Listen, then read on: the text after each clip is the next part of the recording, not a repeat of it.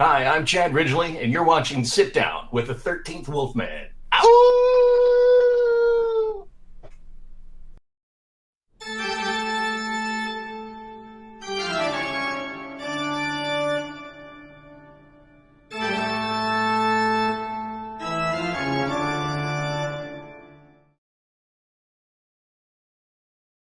Hey, everybody's 13th Wolfman, and you know who I have with me today? I have Chad Ridgely. You might know him from Massacre on Aisle 12, 666 p.m.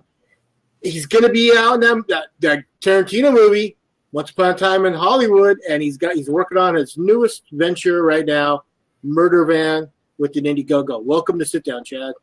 Thank you. Thank you, Wolfie. Glad to be here. Yeah. Let's get the white dog out of the room right now. What was it like working with Tarantino? It was a dream come true.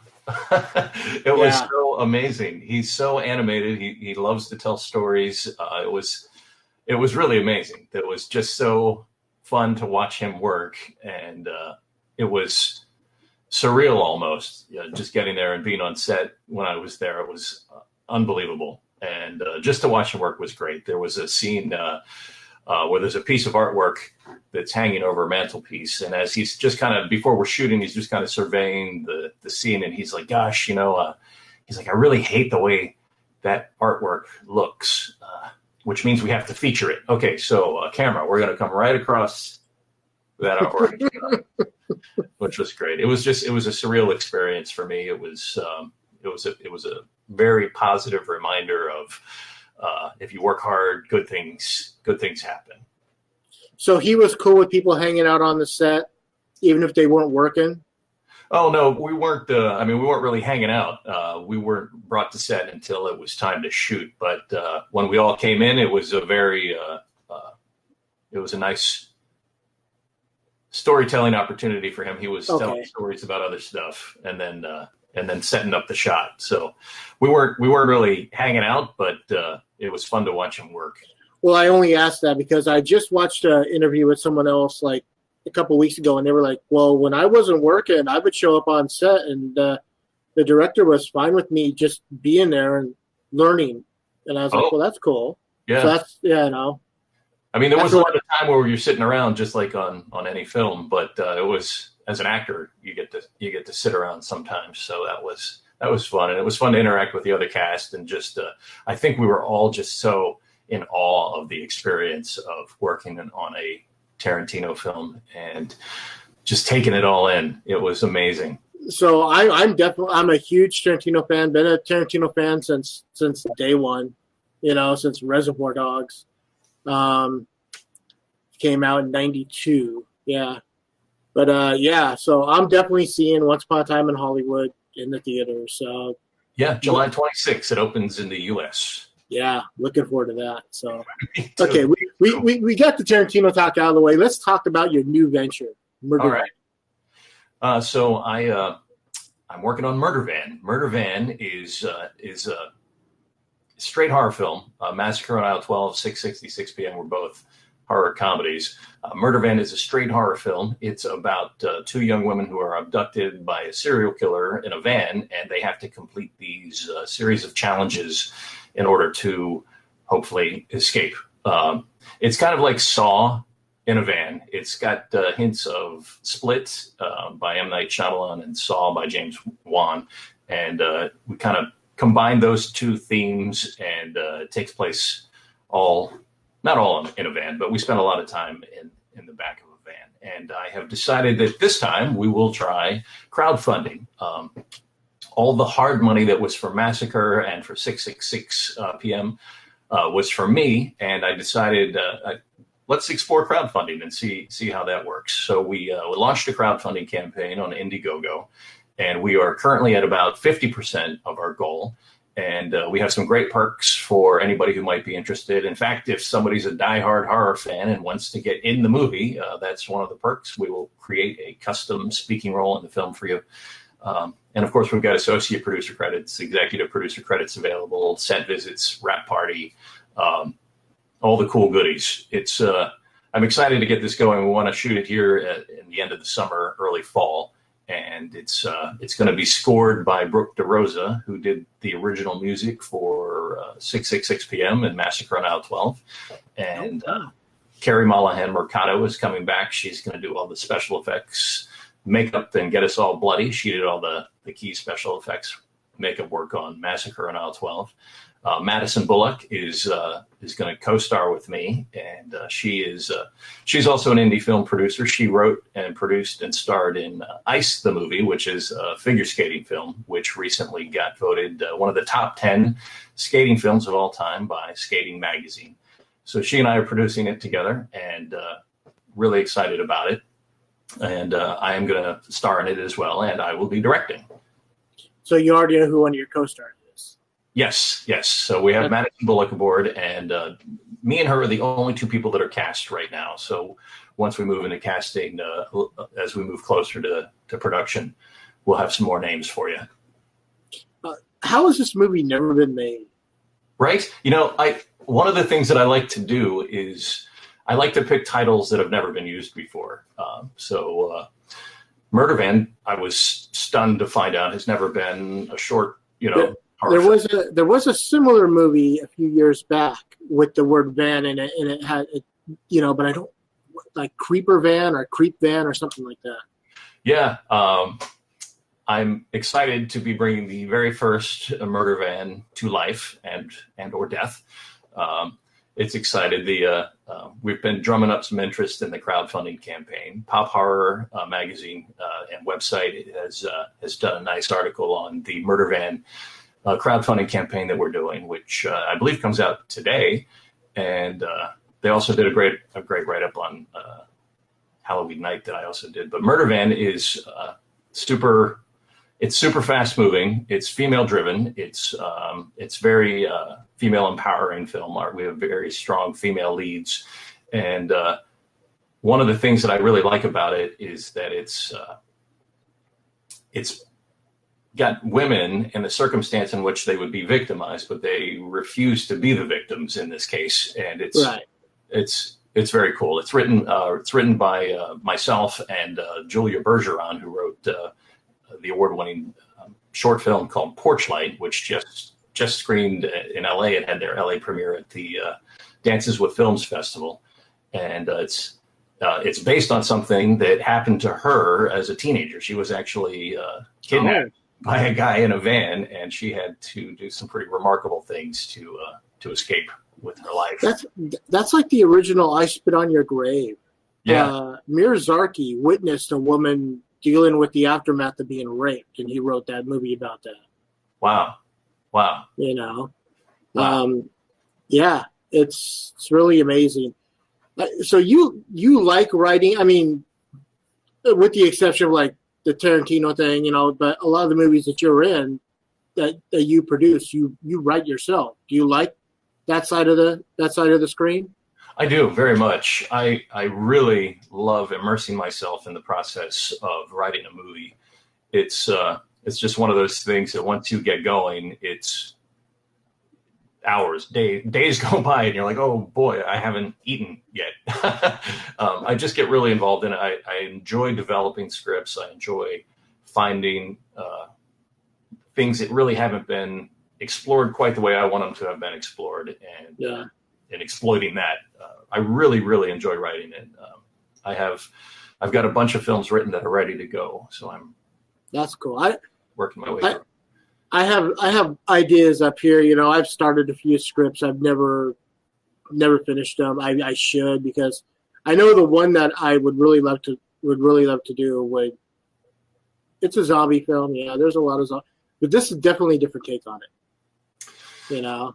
Yeah, and I just heard that they're rebooting the Saw franchise, and Chris Rock is going to be involved. So now I've heard two things. One, it's a reboot, and one, it's a spinoff. Oh, okay. So I'm not quite sure which one's the truth.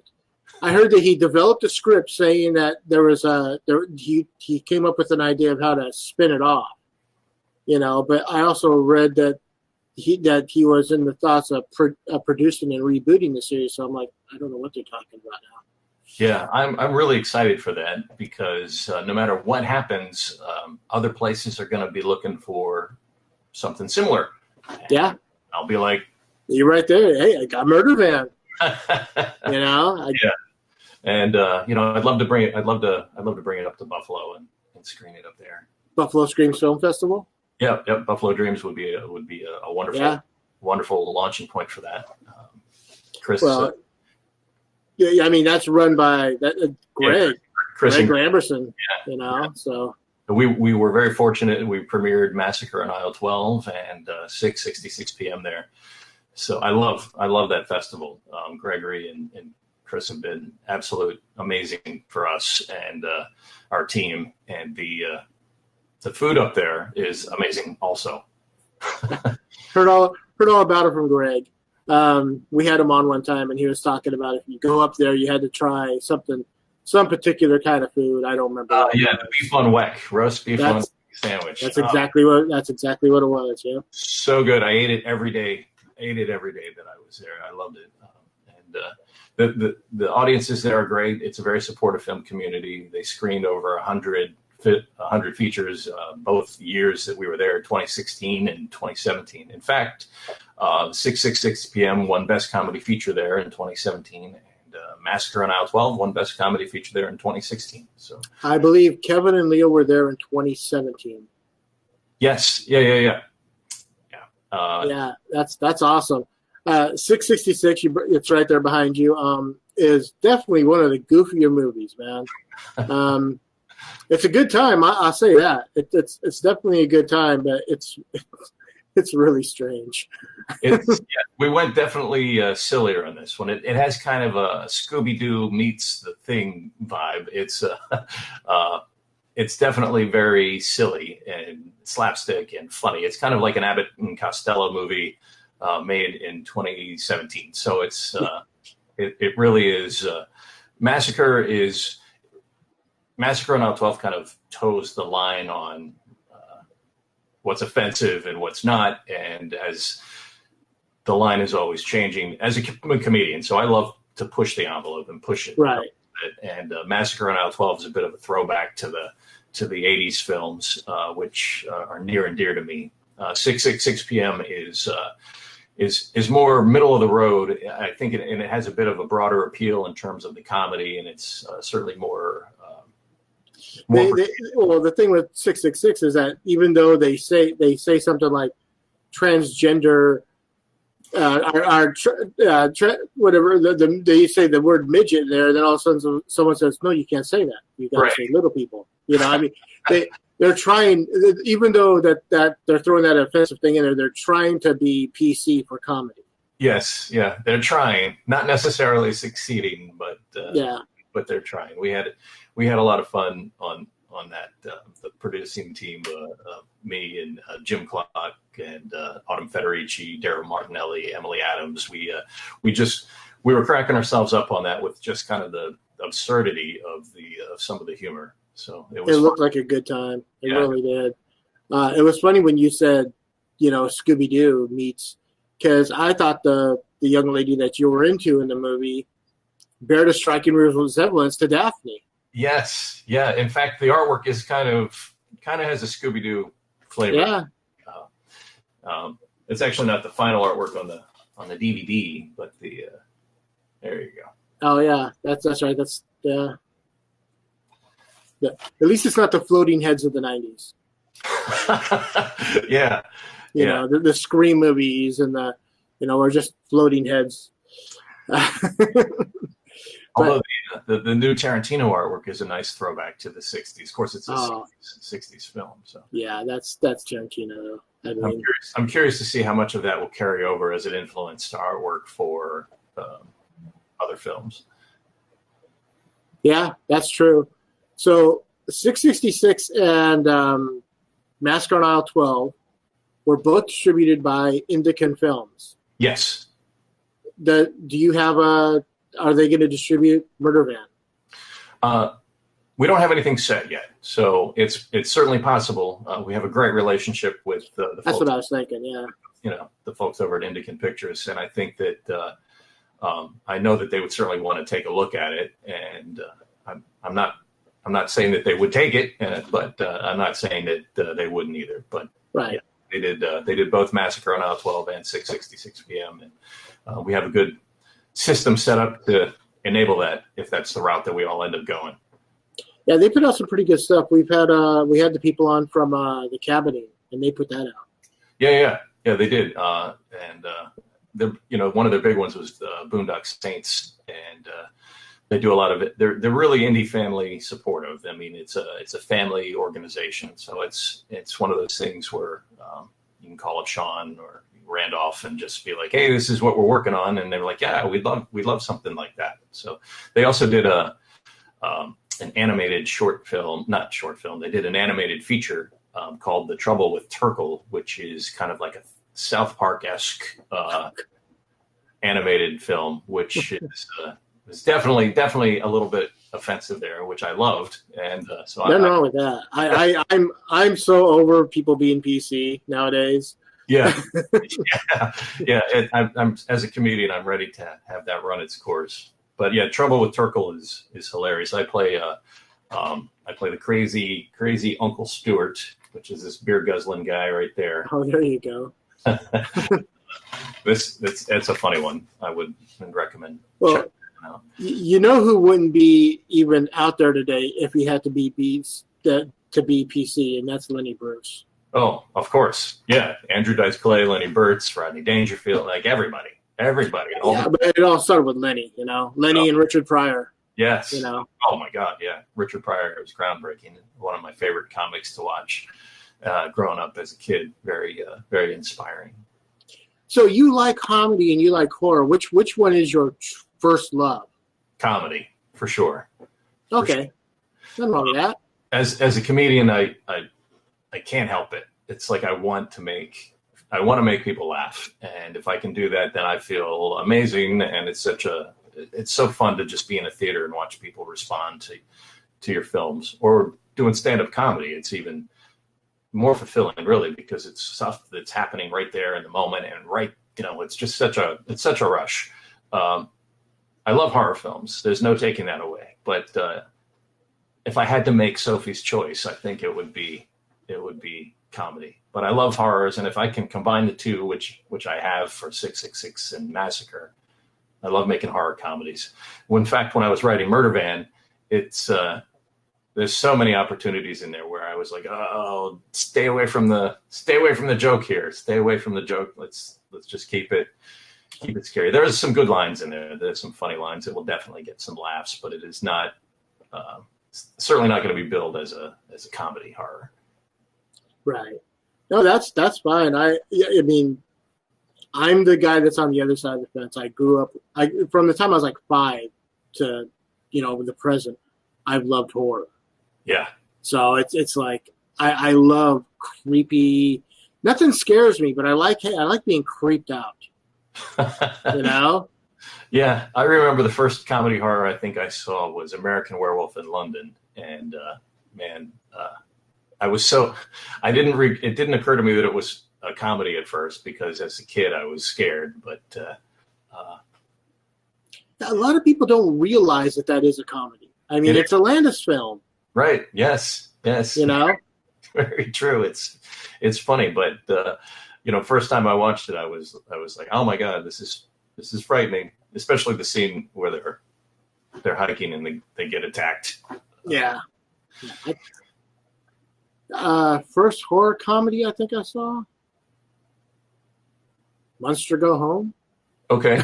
I mean, it's really more comedy than anything, I really don't know.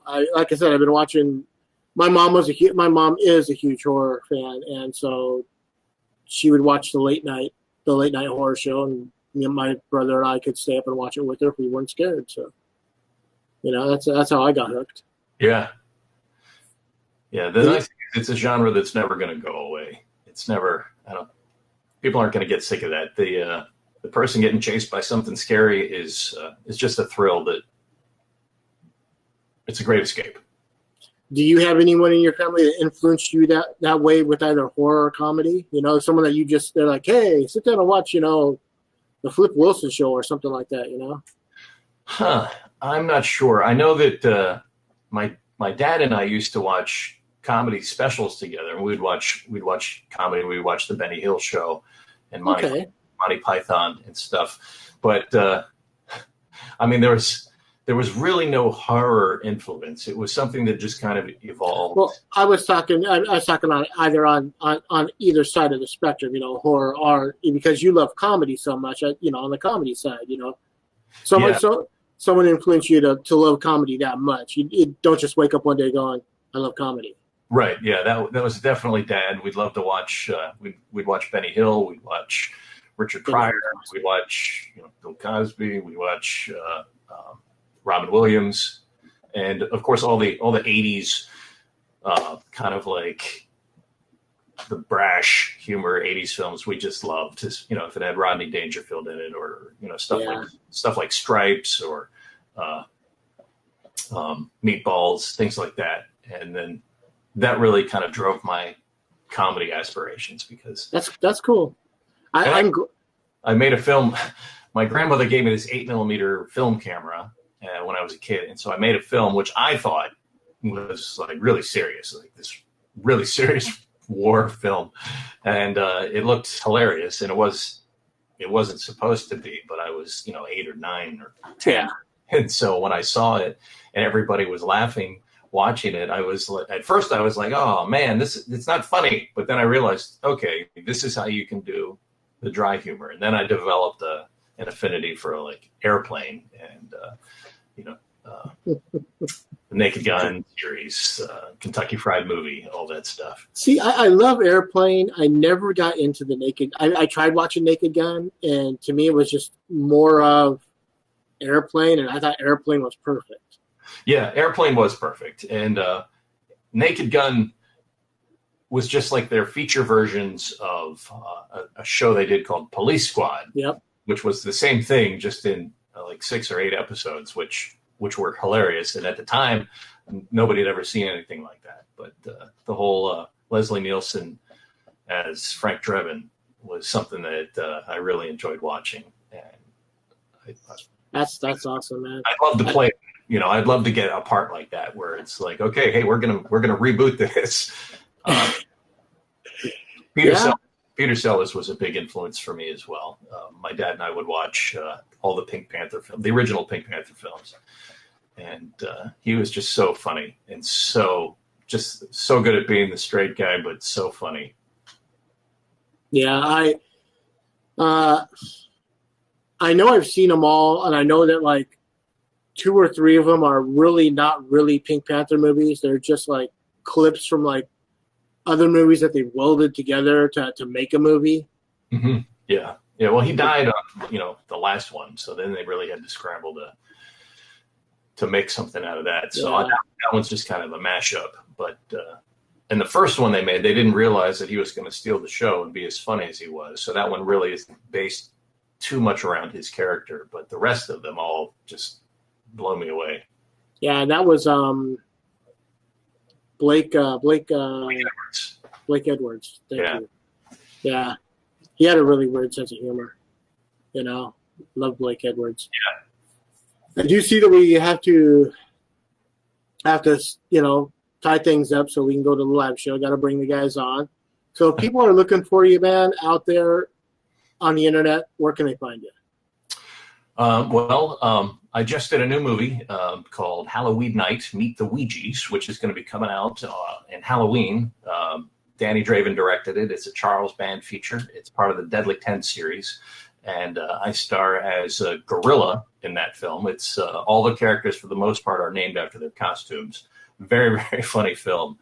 We shot it in Vegas just a couple weeks ago, and super grateful to be part of that. And that's going to be out on their Amazon Prime channel this Halloween.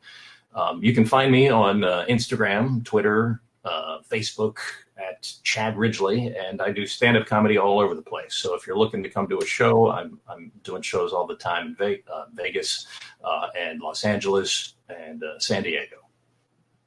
All right. Well, thanks again for coming on, man. Thank you. I should have brought up the whole Charles Band thing. I'm a huge fan of his. Just trying to get to know you. You know. Yeah, absolutely. Yeah, he's great. In fact, if you want to know more about that, Pop Horror did a whole behind the scenes article about the Charles Band, Deadly 10, and Halloween Night, and then they have a nice Q&A with me about the movie in there. So if you want to learn more about it, that's there. But guys, I'm so grateful to have been on this show, and thank you so much for having me on. Oh, and no problem.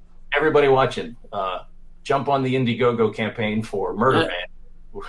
We're almost at 50%. We're almost there, but horror fans, I'm reaching out to you guys to help us bring this movie to life.